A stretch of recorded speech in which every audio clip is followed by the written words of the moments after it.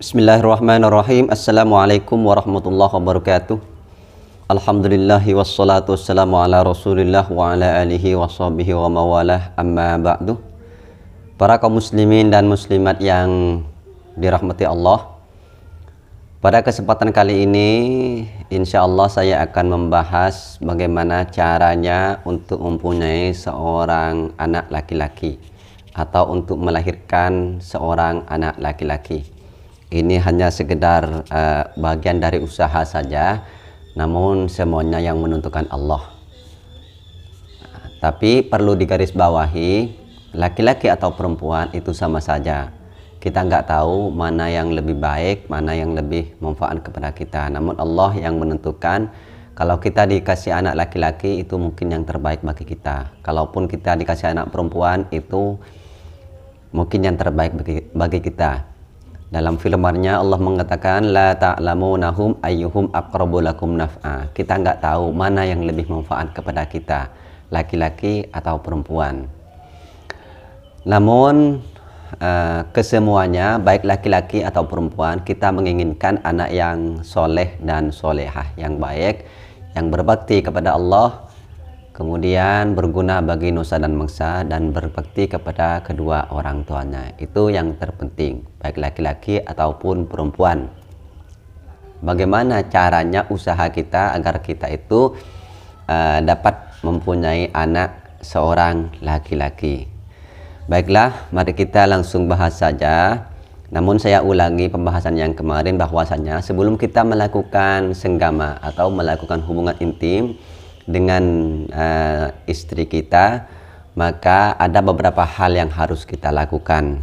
Yang pertama, kita jangan langsung melakukan hubungan intim sebelum kita melakukan pemanasan dengan cara bermain-main sedikit dengan istri kita, misalkan dengan bercumbu rayu, kemudian minad dhammi wa takbil, dengan cara meremas-remas. Terserah apa aja yang mau diremas, semuanya boleh diremas. Kalau sudah menjadi istri itu semuanya boleh diremas, apapun boleh diremas. Kemudian wa takbil, dan berciuman. Dengan cara apapun ciumannya itu boleh dibolehkan ketika sudah menikah. Nah, tujuannya apa? Agar supaya melakukan pemanasan seperti itu agar syahwat seorang istri itu bisa muncul atau bisa tumbuh. Karena apa? Karena berbeda dengan seorang laki-laki. Kalau laki-laki itu tanpa ngapa-ngapain, dengan berangan-angan saja kepingin, sudah syahwatnya sudah tinggi. Namun seorang perempuan kadang-kadang belum. Walaupun sudah dimasukkan zakar kita itu, kemaluan kita itu kepada kemaluan istri, kadang-kadang belum bersyahwat. Ciri-ciri daripada syahwat istri itu ketika dimasukkan itu mudah, dengan adanya lendir-lendir atau cairan. Intinya kemaluan perempuan itu sudah membasah. Itu berarti syahwatnya sudah tinggi. Kenapa harus dilakukan? Itulah tujuan kenapa harus dilakukan pemanasan terlebih dahulu, agar kemaluan seorang perempuan itu tidak kering. Karena ketika kering itu bukan malah menumbuhkan nafsu atau bukan menimbulkan nafsu, maka malah menimbulkan rasa tidak nyaman atau rasa sakit pada bagian Miss F seorang perempuan. Jadi lakukanlah dengan cara meremas-remas, kemudian dengan berciuman. Ketika sudah tumbuh atau muncul syahwatnya seorang perempuan, maka aulaja wa taharrak, baru boleh dimasukkan, kemudian digerakkan. Ini nggak perlu saya jelaskan ya bagaimana cara menggerakkan. Tentunya cara menggerakkannya bukan ke kanan dan ke kiri. Yang pasti depan ke belakang atau ke atas dan ke bawah. Ini cara menggerakkannya. Ini nggak perlu diajari cara menggerakkannya. Semuanya insya Allah sudah tahu kalau sudah menikah. Boleh dimasukkan ketika syahwatnya sudah tumbuh. Intinya dengan ciri-cirinya biasanya itu seorang perempuan ketika syahwatnya sudah tinggi itu bibirnya biasanya memanas. Bibirnya memanas, keningnya berkeringat. Tapi kalau sudah orgasme, sebaliknya bibirnya itu malah dingin. Pengalaman, ya harus pengalaman. Membahas, membedah buku seperti ini harus pengalaman, harus tahu. Ya. Ketika sperma seorang laki-laki itu sudah keluar, otomatis keluarnya itu tidak bareng ya. Ada yang bareng, bisa dipola ya. Cara mengeluarkan sperma itu bisa berbarengan dengan istri, itu caranya bisa dipola. Namun kebanyakan laki-laki itu kurang banyak tahu tentang ilmunya menahan sperma untuk menunggu seorang istri itu mencapai orgasme. Itu yang kurang banyak diketahui seorang laki-laki. Kadang-kadang laki-laki itu mudah keluarnya. Sebetulnya nggak harus pakai obat-obatan apa ya untuk memperpanjang durasi berhubungan intim, itu nggak harus pakai obat. Memang ada caranya, cara khusus tertentu, dan itu membutuhkan semacam daya pikiran yang betul-betul membuat sperma itu tidak keluar. Saya contohkan di sini ya. Sebelum membahas pada intinya, kita bincang-bincang dulu. Saya contohkan. Ini ibaratnya barangnya laki-laki dan ini barangnya perempuan. Ada banyak cara untuk menahan sperma agar supaya tidak cepat keluar. Tujuannya menunggu seorang istri terlebih dahulu agar betul-betul mencapai orgasme. Bisa berbarengan dengan istri atau nanti bisa belakangan. Intinya usahakan supaya istri kita itu keluar terlebih dahulu, mencapai kenikmatan terlebih dahulu sebelum kita. Karena apa? Karena kalau kita itu yang mencapai terlebih dahulu, artinya sperma kita yang keluar lebih dahulu, maka itu besar kemungkinan istrinya tidak akan mencapai puncak kenikmatan. Kenapa? Karena ketika seorang laki-laki sudah keluar, itu akan melembek, akan mengkerut, dan itu tidak bisa membuat seorang istri mencapai kenikmatan yang di puncak ya. Caranya bagaimana? Ini saya kasih solusi. Ini pengalaman saya ini. Ketika seorang laki-laki sudah memasukkan zakarnya ke vagina seorang perempuan dan menggerakkan penisnya itu, kadang-kadang mudah untuk keluar. Caranya bagaimana? Caranya ketika sudah mulai menggeli di ujung kemaluan laki-laki, itu usahakan tahan, jangan sampai digerakkan. Nah, itu kerja fisik ya, jangan digerakkan, biarkan dulu, jangan sampai dimaju mundurkan, dan istri pun usahakan supaya rileks pada saat itu. Rileks artinya jangan digoyang-goyang. Rileks, tahan, dan pikiran kita itu jangan ke sana. Usahakan memikirkan sesuatu yang lain. Seakan-akan kita itu bukan sedang berada di sana. Seakan-akan istri kita itu bukan sedang berada di atas seorang istri.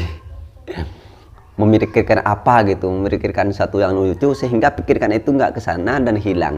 Lah, ketika pada saat itu, maka memundur lagi istilahnya, sperma yang mau keluar itu akan mereda lagi. Itu cara yang pertama. Cara yang kedua dengan cara menekuk. Saya contohkan ini penis laki-laki, ini perempuan. Sorry, ditekuk. Nah, biasanya kan seperti ini. Ini usahakan ketika mau keluar, tekuk seperti ini. Seakan-akan dibengkokkan ya. Tekuk, ditahan ke depan, dibengkokkan seperti ini tanpa harus digerakkan. Jangan sampai digerakkan. Sampai seakan-akan melemes lagi ya, tidak keras seperti pas mau waktu keluar. Kemudian sudah mulai melemas lagi, baru boleh digerakkan lagi seperti itu. Nah, dua ini. Yang ketiga, apa yang membuat seorang laki-laki itu cepat keluar? Cara menggerakkannya. Cara menggerakkannya itu ketika dicoba aja, ketika antara pelan dan cepat, itu lebih cepat keluar memuncak ketika dilakukan pelan seperti ini, seperti ini, itu cepat. Ketika seperti ini, digerak-gerakannya itu dicepatkan, maka itu akan memperlambat keluarnya sperma. Ya seperti itu. Ya baiklah. Jadi kalau memang terjadi keluar terlebih dahulu, faida sobbal mani, ini yang dimaksud seorang laki-laki. Faida sobbal mani, ketika seorang maninya itu sudah keluar, fala yanzi'u bal yasbiru sa'atan, maka jangan dicabut dulu. Kasihan istrinya kalau dicabut. Bal yasbiru sa'atan, akan tetapi bersabarlah sebentar dengan cara ma'addammil jayyidilaha, dengan cara istrinya dirangkul kuat-kuat serta penisnya itu ditekan ke vagina seorang perempuan itu, jangan dilonggarkan. Kenapa? Tujuannya agar supaya seorang perempuan itu bisa mencapai orgasme. Ditahan dan ditekan, jangan digerakkan.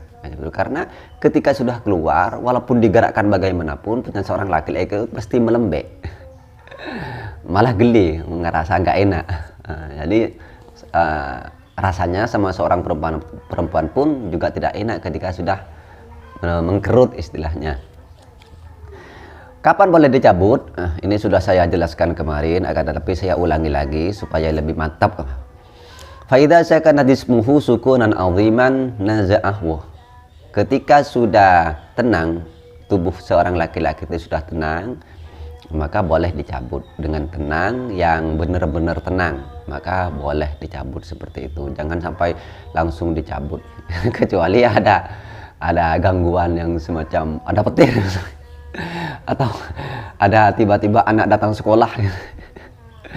Kalau dalam keadaan tenang, makanya melakukan hubungan intim itu dalam keadaan tenang. Sebelumnya dalam keadaan tenang, situasi tenang, situasi enak, tidak terganggu dengan anak-anak lagi pergi sekolah atau anak-anak lagi tidur. Usahakan lakukan di kamar sebelah atau di mana yang jauh dari jangkauan anak-anak. Tujuannya supaya kita tenang, tidak terburu-buru dan tidak terpikirkan oleh hal-hal yang lain. Bagaimana supaya mempunyai seorang anak laki-laki? Ini puncak pembahasannya. Wa ma la ala yaminihi, maka turun ke sebelah kanan seorang suami. Turunlah ke sebelah kanan, jangan turun ke kiri. Kenapa? Hinan naz'i. Wa ma la ala yaminihi hinan naz'i. Dan turun ke sebelah kanan ketika mencabut. Jadi yang dimaksud ke sebelah kanan ini ke sebelah kanan suami ya, bukan ke sebelah kanan seorang istri. Nah, seperti itu. Tujuannya faqad dzakaru, sebagian ulama menyebutkan ketika turun ke sebelah yang kanan, anna dzalika mimma yakunu bihil walad dzakaron. Ketika turun ke kanan seorang istri, maka itu memungkinkan akan menjadi benih seorang anak laki-laki. Jadi seperti itu. Jadi yang ingin mempunyai seorang anak laki-laki, ketika melakukan hubungan intim dengan seorang istri, turunlah ke sebelah kanan, dan itu kemungkinan besar menjadi seorang anak laki-laki. Ya seperti itu. Mudah-mudahan ada manfaatnya. Jadi ingat ya, cara-caranya sebelum melakukan hubungan intim dengan seorang istri, lakukan pemanasan dengan cara meremas, kemudian dengan cara mencium, kemudian sampai betul-betul syahwatnya seorang istri itu betul-betul muncul atau tumbuh. Saya ulangi lagi, karena syahwat seorang istri dengan seorang suami itu berbeda. Walaupun sudah dimasukkan, istri itu kadang-kadang belum bersyahwat. Makanya ini kadang-kadang yang membuat rumah tangga itu kurang romantis. Karena apa? Karena istri tidak pernah merasakan nikmatnya melakukan hubungan intim. Terima kasih, semoga bermanfaat, dan jika video ini dirasa bermanfaat, jangan lupa like, subscribe, dan share. Assalamualaikum warahmatullahi wabarakatuh.